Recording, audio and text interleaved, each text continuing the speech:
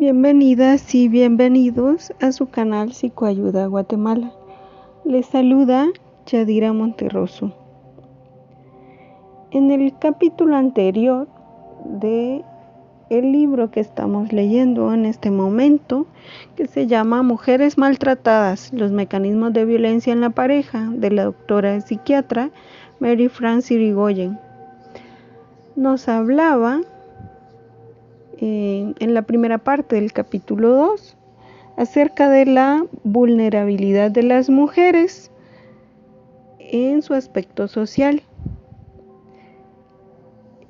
El tema que ella aborda es sobre los roles de género, los cuales nuestras sociedades nos han inculcado.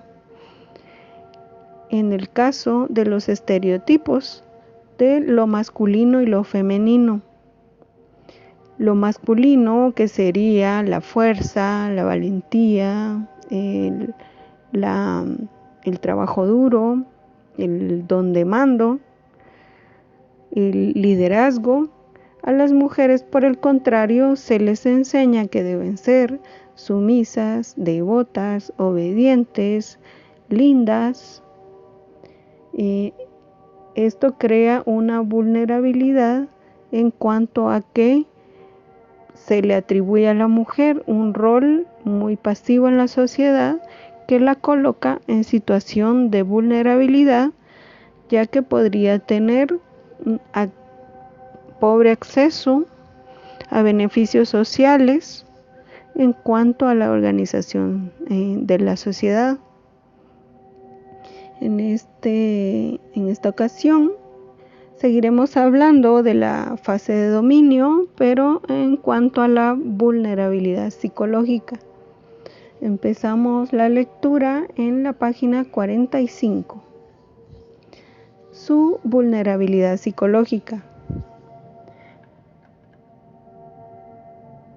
¿Es masoquismo? Algunos psicoanalistas, ante las dificultades que tienen para ayudar a las mujeres víctimas de violencia conyugal, atribuyen este bloqueo al masoquismo. Según el discurso freudiano, el masoquismo femenino sería algo propio del ser de la mujer y estaría relacionado con su pasividad. Sin embargo, si releemos a Sacher-Masoch, el sadomasoquismo no está en absoluto relacionado con la pasividad. En efecto, en este tipo de relación, es el propio masoquista quien, más allá de las apariencias, ejerce el poder sobre su compañero sádico. Al marcar en cierto modo las reglas del juego, y en el sadomasoquismo, los daños corporales están limitados, codificados, aceptados. Los dos miembros de la pareja escogen este modo de relación dominante-dominado y fijan conjuntamente las reglas. Esto no sucede en modo alguno en el caso de la mujer, que sufre en su pareja una violencia que no ha elegido en absoluto. Como muchas mujeres víctimas de su pareja han sufrido violencia en la infancia, estos mismos psicoanalistas consideran que ellas experimentarían una satisfacción de orden masoquista al ser objeto de malos tratos y de este modo, bajo los golpes de su cónyuge, obtendrían, entre comillas, placer al recuperar la proximidad con el cuerpo del progenitor violento. Al expresarse de este modo, dan cancha al cónyuge violento y no hacen más que encarcelar todavía más a las mujeres en una relación mortífera. Según ellos, por mecanismos de repetición, una persona tiende a reproducir el modelo de pareja que formaban sus padres porque ha conservado de ella una nostalgia inconsciente. Efectivamente, los estudios demuestran que las mujeres que han sido objeto de maltrato físico o moral durante la infancia corren un riesgo mayor de caer o acabar siendo a su vez víctimas de violencia conyugal. Según la encuesta ENVEFF, la proporción de las mujeres que habían sido víctimas de violencia durante los últimos 12 meses eran 4 veces mayor entre las que habían sufrido malos tratos durante la infancia. Veamos un caso. Eve sufrió la violencia de sus padres cuando era pequeña. Entre ellos no existía ninguna armonía, era un conflicto permanente. Por la noche solían despertarme los gritos y las peleas, y para mí se convirtió en un modo de funcionamiento normal. Cuando se ha conocido la violencia durante la infancia, es como una lengua materna que te ha enseñado. Cierra comillas. Como un trauma anterior ha provocado la pérdida de sus defensas, estas mujeres no saben protegerse ni reaccionar a tiempo, tan bien como lo hacen otras. En ciertos sentidos se encuentran debilitadas. El masoquismo, una consecuencia mucho más fisiológica del trauma que han sufrido, repito, es masoquismo o una consecuencia mucho más fisiológica del trauma que han sufrido. De igual modo, estudios norteamericanos han demostrado que el hecho de haber crecido en un contexto donde el padre se comporta violentamente con la madre, incrementa la posibilidad de ser violento si se es un chico y de acabar siendo víctima si es un hombre violento, y si es una chica, que si es una chica. Se trata de sadismo para el chico y de masoquismo para la chica. ¿Es aprendizaje?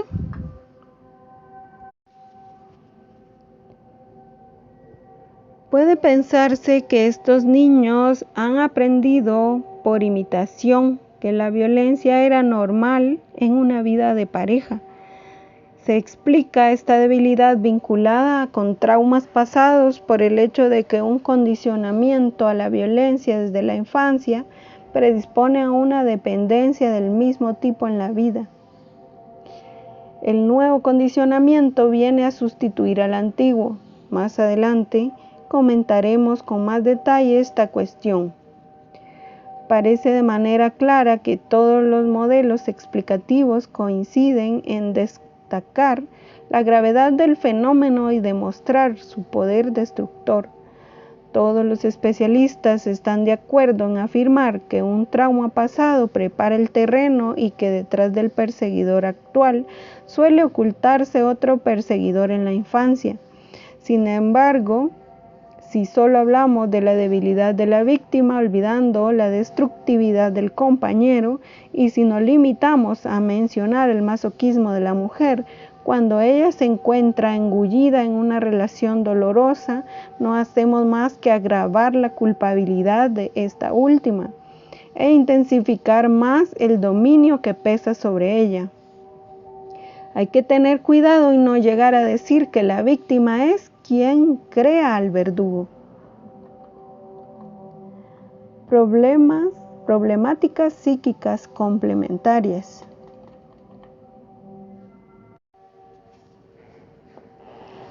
Problemáticas psíquicas complementarias. La elección amorosa se realiza por lo general a partir de problemáticas físicas complementarias. Una mujer con una gran necesidad de ayudar, de reparar, puede escoger un compañero que necesite que se ocupen de él, que le mimen. Del mismo modo, un hombre con necesidad de dominar sabrá escoger a una mujer inmadura que le parezca sumisa y dependiente. Se trata de que cada uno, con esta elección, mantenga su equilibrio interno, luche contra sus angustias. Puede ser aceptable una dependencia del compañero si existe un intercambio de reciprocidad, un respeto, pero hay que desconfiar de las palabras con doble sentido. Así, entre comillas, abandonarse puede significar dejarse ir con toda confianza, por ejemplo, en un acto sexual, pero también puede significar capitular ante la voluntad del otro, ya sea por razones socioculturales relacionadas con el estatus de las mujeres, como acabamos de ver, o bien por razones familiares, como por ejemplo, una carencia afectiva en la infancia. Numerosas mujeres sienten tan poca autoestima que se sitúan de entrada en una posición de sumisión. Para ellas la violencia es una fatalidad, piensan que es su sino y que no hay otra solución. Al haber sido objeto de rechazo o malos tratos en la infancia, piensan que solo pueden amar a hombres difíciles. Otras, como no han recibido seguridad afectiva por parte de los padres, no se consideran dignas de ser amadas y estarán dispuestas a todas las renuncias para tener derecho a un poco de felicidad. Otras, finalmente, al haber tenido una madre poco afectuosa o infantil, han aprendido muy pronto que deberían mostrarse, entre comillas, reparadoras, para merecer el amor de alguien a quien se ama. Veamos un caso. La madre de Carol era una madre niña, siempre cansada o enferma, siempre quejándose, incapaz de tomar una decisión, no administraba la casa y dejaba que sus hijos se la apañaran solos. En ocasiones se mostraba irritable o incluso agresiva, pero se la disculpaba porque era débil, porque a veces tenía migrañas. Que recuerde, Carol siempre ha oído a su padre decir, entre comillas, ten cuidado, ten mucho cuidado con tu madre, no la canses. Cuando conoció a Charles, Carol se alegró de encontrar por fin un hombre sólido. Ella tenía dudas. Él siempre sabía lo que había que hacer.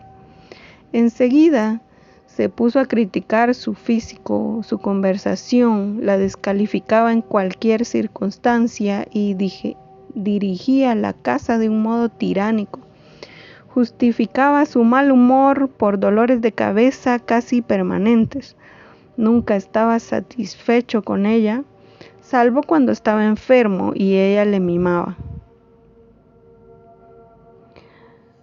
Por eso las mujeres se muestran demasiado tolerantes y no saben establecer los límites del comportamiento abusivo de sus compañeros.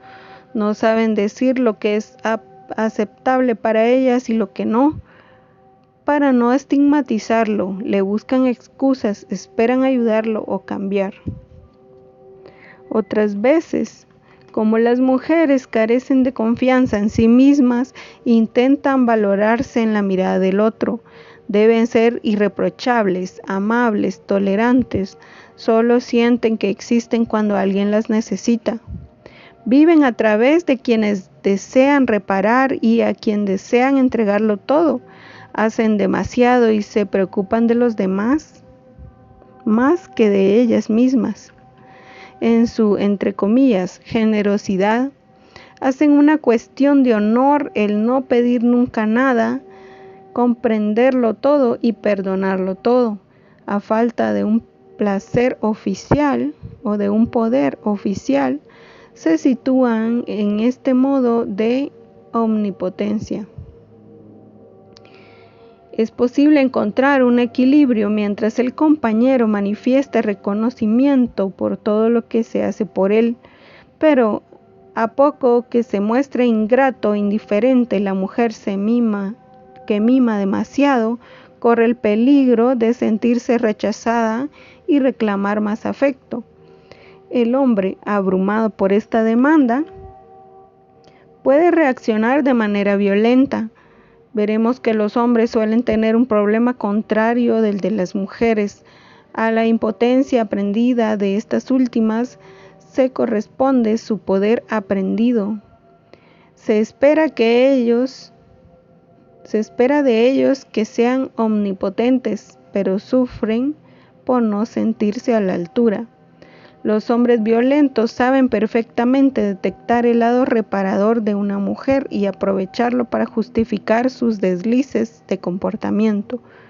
Algunos de ellos, especialmente manipuladores, reclamarán de entrada los instintos protectores de una mujer para seducirla. Se quejarán de su historia infantil. Mi madre nunca me ha querido, tuve una infancia difícil. De su compañera anterior, era una mujer malvada. De su trabajo, no me conceden las responsabilidades que merezco. ¿Por qué ellas no se marchan? El poder es infligir sufrimientos y humillaciones. El poder es desgarrar en pedazos el espíritu humano. George Orwell, 1984.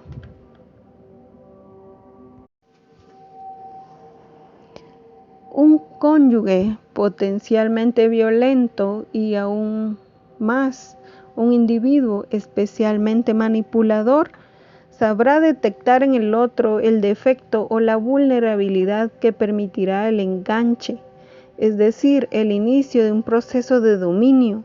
Este enganche se mantendrá no por la personalidad de la mujer, sino por la configuración de la propia relación. Con frecuencia, los profesionales que animan a una mujer para que abandone a su cónyuge maltratador se enfadan cuando ven que ella regresa con él y las excusas que el cónyuge da en su esfuerzo por responsabilizarla y culpabilizarla aún más. Olvidarnos que si los golpes han sido posibles es porque desde el principio de la relación se ha preparado el terreno, se han eliminado las defensas de la mujer. Para comprender mejor hasta dónde puede llegar el dominio, veamos la historia de Lucy. Lucy, una mujer bajo dominio. Lucy, una mujer hermosa, alegre, optimista, profesionalmente irreprochable, lleva 20 años casada y tiene 2 hijos. Por casualidad se encuentra con Julien, su primer amor, que en el pasado la abandonó brutalmente y sin explicación. Él intenta seducirla de nuevo. Al principio Lucy se resiste, sin embargo, tras un largo asedio, acaba aceptando una relación que vive sumida en la culpabilidad. Se alternan después rupturas brutales, seguidas de periodos de silencio y tentativas de volver a conquistar a Lucy. En cada ruptura se produce la misma situación. Julien la llama sucesivamente a sus distintos teléfonos, se presenta en su oficina, asedia su dominio, la vigila en sus desplazamientos, le regala joyas y lencería hasta que ella acaba cediendo. Todas las veces Lucy se atribuye el origen de la crisis y se pregunta ¿qué ha hecho para suscitar el rechazo de Julien? Transcurrido un tiempo, Julien telefonea al marido de Lucy y a sus amigos para oficializar su relación. Incluso llegará a hacer chantaje al marido para que éste solicite el divorcio. Lucy está muy unida a este hombre y no se decide a divorciarse. Cuando Lucy se alejaba, se daba cuenta de las mentiras de Julien y de su mala fe, su irresponsabilidad, pero en cuanto aparecía lo olvidaba todo, se lo perdonaba todo y volvía con él dócilmente. A medida que va transcurriendo esta relación insatisfactoria, Lucy va perdiendo sus referencias, va descomponiéndose. Sus puntos de referencia acabarán borrándose y se verá invadida por una duda incesante sobre sus percepciones, sus pensamientos, sus capacidades intelectuales y su atractivo.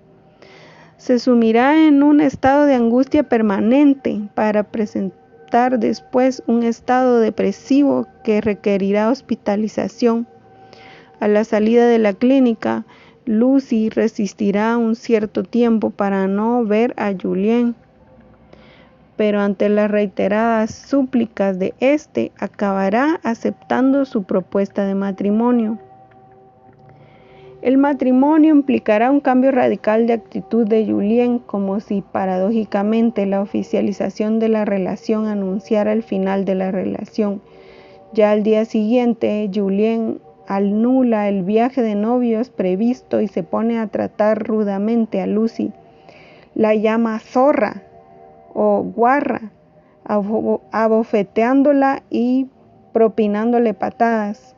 Algo más tarde le anuncia que acaba de comprar una casa para los dos, pero justo cuando ella acaba de rescindir del contrato de alquiler, le comunica que no quiere que vaya a vivir con él.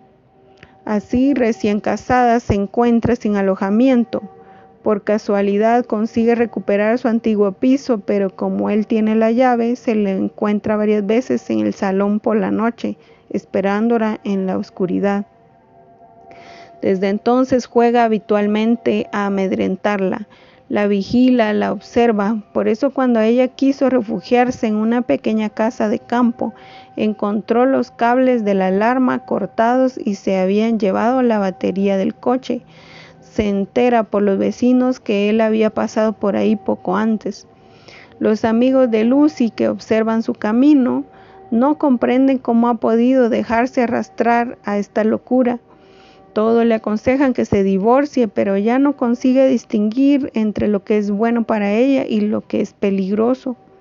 Al estar totalmente absorbida por la relación patológica, pasa dificultades en el ámbito profesional y finalmente acaba perdiendo el empleo. Se le acaba el dinero y como Julien no le pasa nada, es su exmarido quien debe ayudarla económicamente. Tras unos cuantos meses de matrimonio sin vivir con Julien y presionada por sus amigos, Lucy decide solicitar el divorcio, pero se encuentra agotada física y psicológicamente y ha perdido por completo la confianza en sí misma.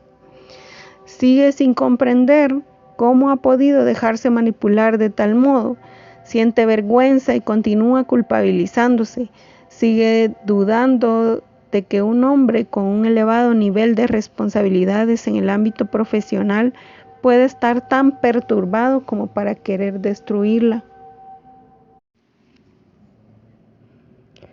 Gracias a este ejemplo clínico, vemos cómo la alternancia de seducción y agresión, junto a la extrema imprevisibilidad del comportamiento de Julien, paralizan a Lucy. Al principio resiste, pero poco a poco se va agotando. Cuando Julien se entromete en su vida privada telefoneando a su marido, se abre una brecha. Lucy está bajo dominio.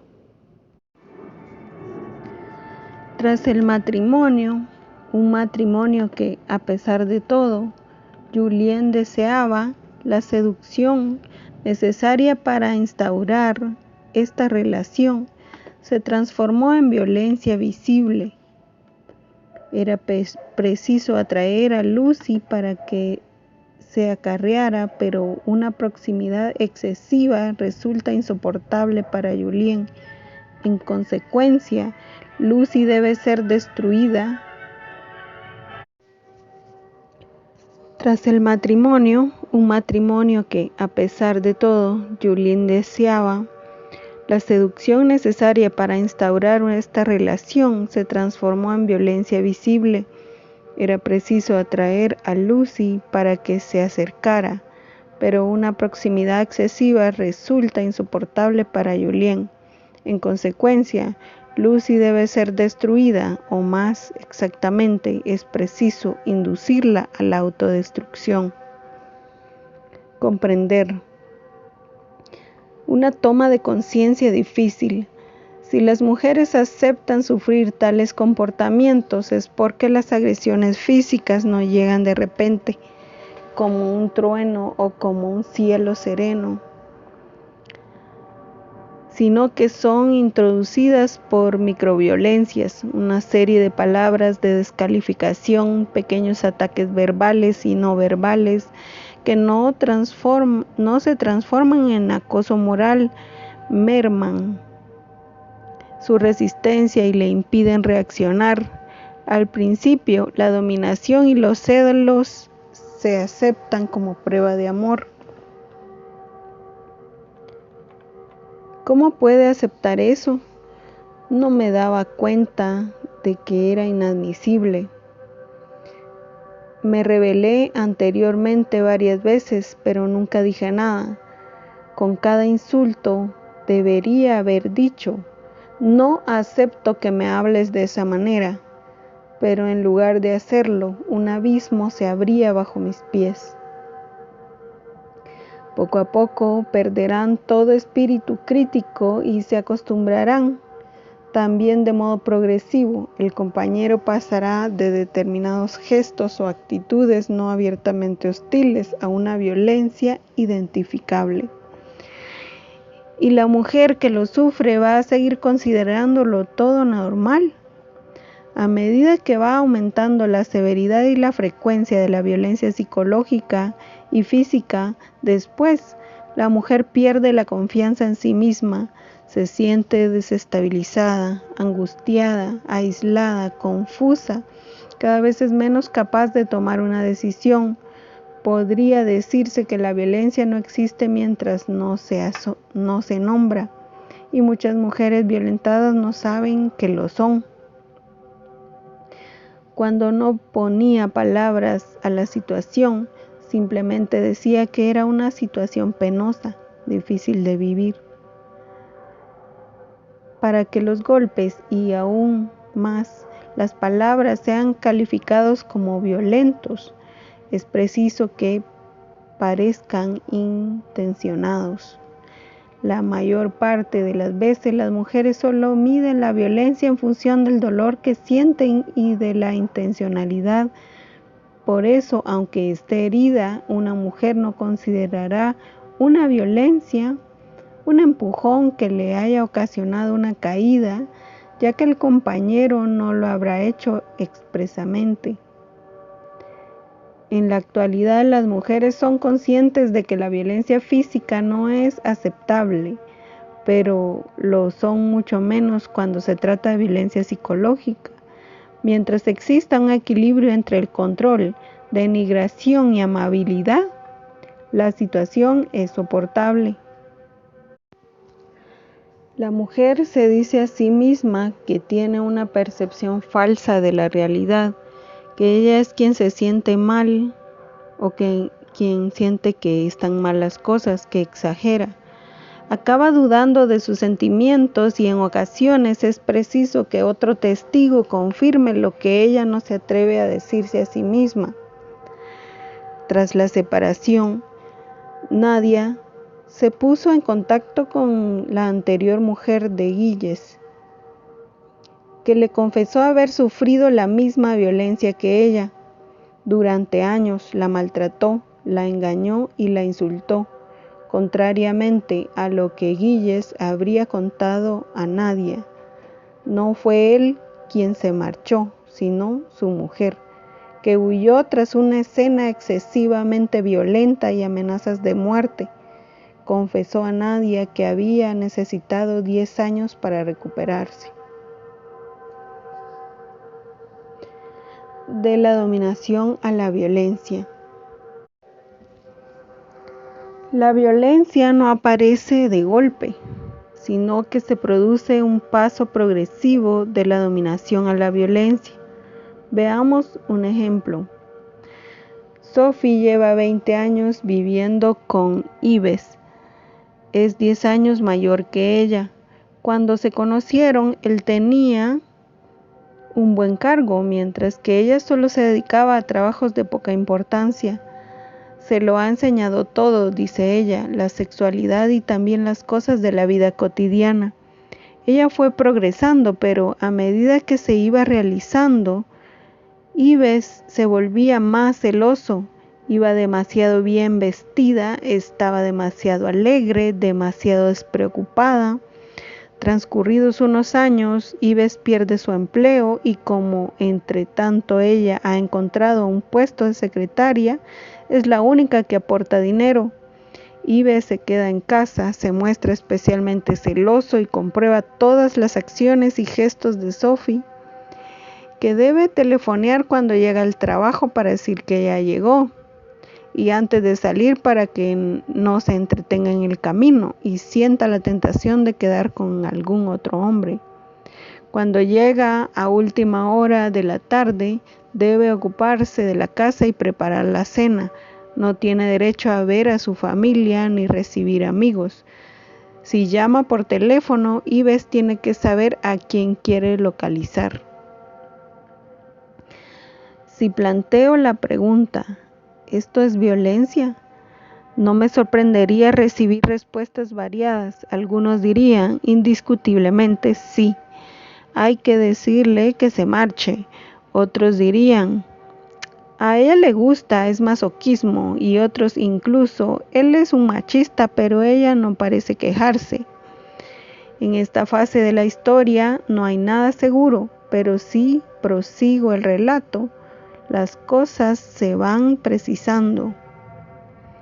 Varias veces Sophie quiso marcharse, pero Ives siempre se mostraba violento físicamente y amenazaba con el suicidio. La última vez la atrapó en la escalera, la golpeó y le derramó lejía sobre el contenido de la maleta. Ives dice que sin él no conseguiré hacer nada. Nunca he vivido sola, lograré apañármelas. Si Sophie acude a un especialista es para salir de la situación, pero teme hacer daño a Ives cambiando las cosas. Dependen uno del otro, Sophie afectivamente e Ives materialmente.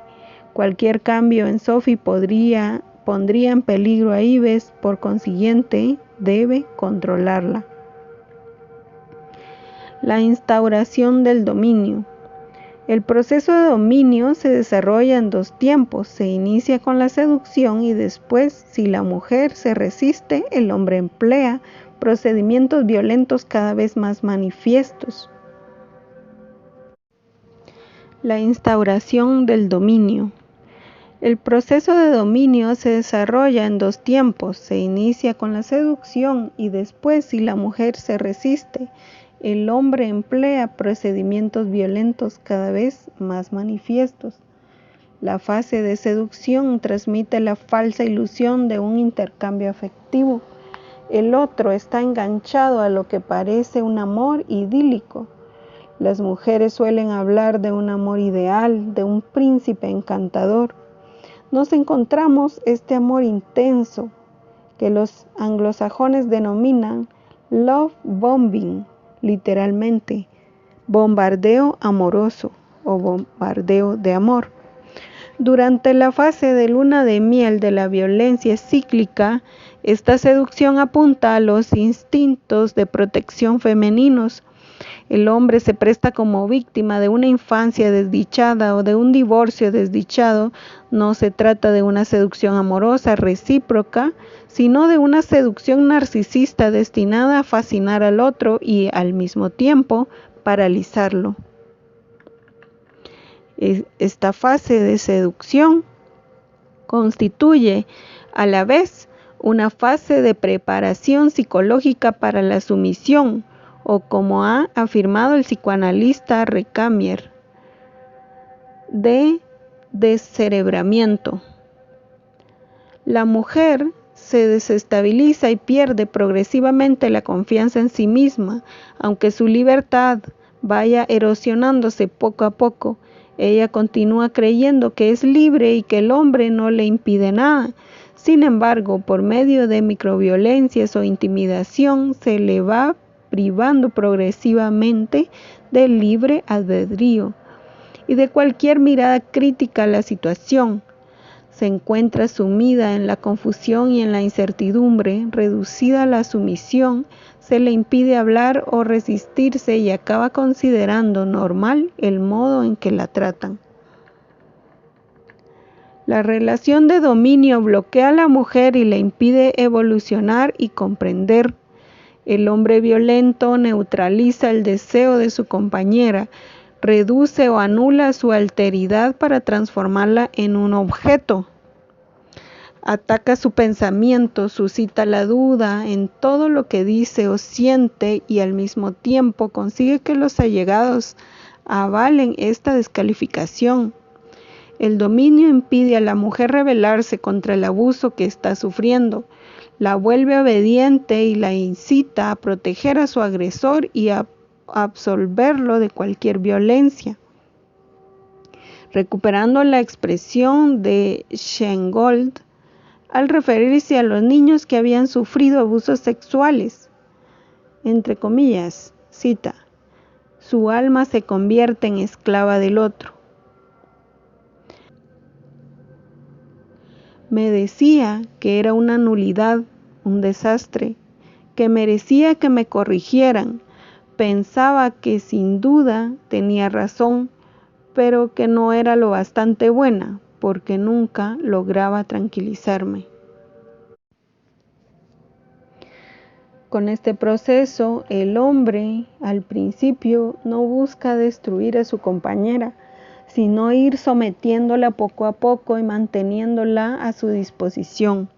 Se trata de dominarla y controlarla para que solo sea un objeto y permanezca en su lugar de objeto. La destrucción solo llegará después mediante estrategias sutiles como la persuasión, la seducción y la manipulación y mediante estrategias de dominación más directas como la coerción. Estos procedimientos que en estas páginas describimos en las parejas se han estudiado en víctimas de sectas. En ambos casos se requiere 3 etapas para conseguir esta modificación de la conciencia. Una etapa de efracción que consiste en penetrar en el territorio psíquico del otro, difuminar sus límites, colonizar su mente. El agresor piensa por el otro sin tenerlo en cuenta, aunque digas lo contrario, sé que quieres esto. Como hemos visto, la efracción también puede producirse en agresión física. Se entra en el cuerpo del otro. Es como si ya no existiera frontera entre el hombre violento y su compañera. Va a pensar dentro de ella. Es como si alojara a un alien en un interior de sí misma. Esta intrusión se manifiesta de distintas maneras. Se vigila cómo emplea el tiempo, se desvelan sus secretos, se saca a la luz su intimidad, se invade su pensamiento, etc. En la siguiente etapa se capta la atención y se gana la confianza de la persona con el fin de privarla de su libre albedrío. Sin que sea consciente de ello, se trata de engancharla como se engancha un pez en el anzuelo y arrebatarle cualquier capacidad de resistencia. Esto se traduce en miradas o actitudes que anuncian las actuaciones violentas que van seguidas a su vez de mensajes tranquilizadores para trivializar lo que acaba de vivirse. Finalmente, una fase de programación permite mantener esta influencia nefasta en el otro. Incluso cuando no se está presente, la persona bajo dominio obedece a la conminación, pero sin llegar a integrar por completo la información. En cierto modo está teledirigida por un Big Brother, como en una obra de Orwell. Se trata de condicionarla para mantener en todo momento la influencia sobre ella. De este modo, la persona acaba programada. Después basta con activar tal o cual comportamiento en ella para que actúe como uno pretende. Por eso, reactivando en la compañera imágenes de aislamiento, de soledad, reviven en ella temores ancestrales. Estimados amigas y amigos, vamos a dejar este video hasta aquí en la página 53. En el siguiente video hablaremos sobre el condicionamiento de las víctimas y en subtítulo el lavado de cerebro. Hasta aquí, no olviden darle me gusta, suscribirse al canal, activar la campanita de notificaciones y compartir con alguien al cual necesite esta información o le sea de apoyo. Muchas gracias por escuchar. Hasta la próxima.